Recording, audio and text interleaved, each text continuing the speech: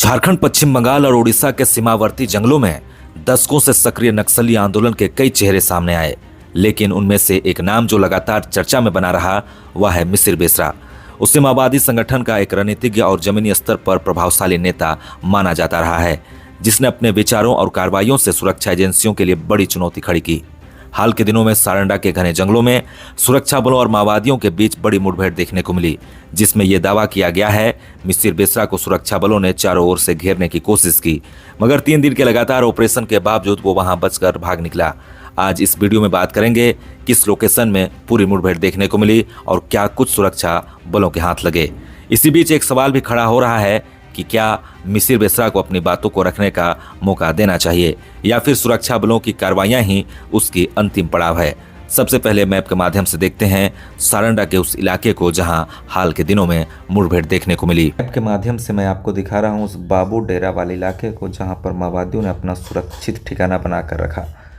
इस इलाके के चारों तरफ घना जंगल है और यही कारण रहा कि माओवादियों ने इस इलाके में अपना बंकर बनाकर रखा। सुरक्षा बलों को जब जानकारी मिलती है कि इस इलाके में माओवादी रुके हुए हैं, उसके बाद जो है कोबरा 205 के जवान इस इलाके से दाखिल हुए और फिर दाखिल होते ही उन्हें भारी नुकसान उठाना पड़ा। दूसरे दिन माओवादियों के खात्मे के लिए इस समठा इलाके से जवान दाखिल हुए, लेकिन इसी इलाके में फिर आईडी विस्फोट की घटना देखने को मिली, जिसमें एक जवान का पूरी तरह से पैर क्षतिग्रस्त हो गया, क्योंकि माओवादियों ने इस इलाके को सुरक्षित बनाने के लिए चारों ओर उन्होंने आईडी बम बिछा कर रखे हैं। अगर हम इस इलाके की बात करें तो इस ओर समठा है, इस ओर झारखंड उड़ीसा बॉर्डर है और इस ओर तिरिलपोसी है और इस ओर बलिबा और चारों तरफ घना जंगल। वादियों ने ड्रोन से बचने के लिए इस इलाके में उन्होंने कई बंकर बना कर रखे थे। देश के कई नक्सल प्रभावित क्षेत्रों में अब हालात तेजी से बदलते नजर आ रहे हैं। एक ओर सुरक्षा बलों की लगातार बढ़ती पकड़ और दूसरी ओर माओवादियों की कमजोर होती स्थिति। इन सब के बीच अब सबसे बड़ा सवाल यह उठ रहा है, क्या लंबे समय से सक्रिय नक्सली नेता मिसिर बेसरा के पास अब सिर्फ 2 ही रास्ते बचे हैं, मुठभेड़ में मौत या आत्मसमर्पण। लेकिन इन बहस के बीच एक अहम पहलू अक्सर नजरअंदाज हो जाता है, क्या मिसिर बेसरा को भी अपनी बात रखने का मौका मिलना चाहिए।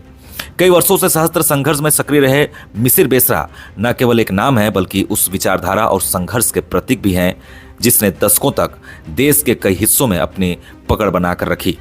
उनके कई करीबी साथी अब आत्मसमर्पण कर चुके हैं। ऐसे में यह सवाल और भी महत्वपूर्ण हो जाता है कि उनके मन में इस बदलते हालात को लेकर क्या कुछ चल रहा है। लगातार हो रहे आत्मसमर्पण ने माओवादी संगठन की कमर तोड़ी है। जिन साथियों के साथ वर्षों तक जंगलों में संघर्ष किया, उनके मुख्य धारा में लौटने से मिसिर बेसरा जैसे नेताओं के मानसिक और रणनीतिक हालत पर असर पड़ना स्वाभाविक है। क्या वे भी इसी रास्ते पर विचार कर रहे हैं या फिर अपने विचारों और संघर्ष को अंत तक जारी रखने का मन बना चुके हैं, यह जानना बेहद जरूरी है। झारखंड और आसपास के क्षेत्रों में अब सुरक्षा बलों ने एफओबी कैंप का जाल बिछा दिया है। हर तरफ निगरानी और दबाव के कारण माओवादियों की स्थिति पहले की तुलना में काफी कमजोर हो चुकी है। खाने पीने से लेकर संसाधनों की कमी तक अब उनका जीवन पहले जैसा नहीं रहा। छत्तीसगढ़ में बड़ी संख्या में माओवादियों ने आत्मसमर्पण कर मुख्य धारा को अपनाया। वहां सरकार की पुनर्वास नीति और सख्त कार्रवाई दोनों का असर देखने को मिला। लेकिन सवाल यह है कि झारखंड और सारंडा जैसे क्षेत्रों में वैसे स्थिति क्यों नहीं बन पाई।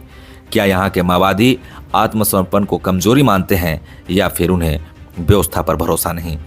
विशेषज्ञों का मानना है किसी भी लंबे संघर्ष का अंत सिर्फ गोली ही नहीं बल्कि संवाद से होता है। अगर मिसिर बेसरा जैसे नेताओं को अपनी बात रखने, अपनी मांगों को सामने रखने का मौका दिया जाए तो शायद एक अस्थायी समाधान की दिशा में कदम बढ़ाया जा सकता है। नक्सलवाद अब अपने अंतिम चरण में माना जा रहा है। ऐसे में मिसिर बेसरा की भूमिका और प्रतिक्रिया बेहद अहम हो जाती है। क्या वे आत्मसमर्पण करेंगे, क्या वे आखिरी तक संघर्ष करेंगे या फिर कोई नया रास्ता निकालने की कोशिश करेंगे। इन सवालों के जवाब आने वाले समय में जरूर मिलेंगे, लेकिन एक बात साफ है, इस संघर्ष के अंत में सिर्फ जीत हार नहीं बल्कि एक विचारधारा का भविष्य भी तय होगा।